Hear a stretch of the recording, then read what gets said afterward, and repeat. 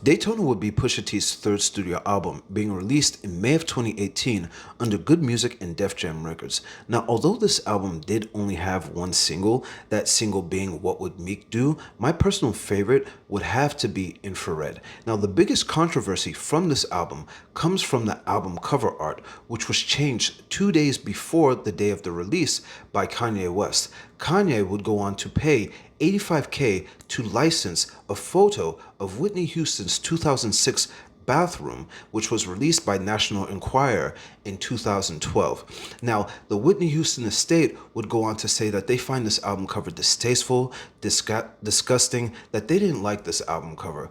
Bobby Brown, who was the partner of Whitney Houston, would go on to say that he's going to slap Kanye West because he didn't like this album cover.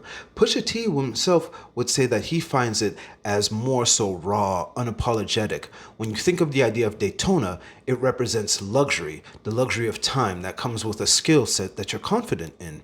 Now, when we're looking at the name of it and then we're looking at this album cover, what's interesting is that when you think of luxury, when you think of this type of life, you think that you have access to these riches and all these things that normal people wouldn't have. But there's also this kind of downfall to that, right?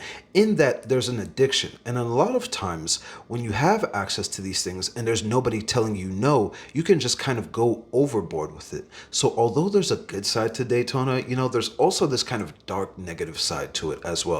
And I think that Pusha T kind of plays with that in this album cover and the album title.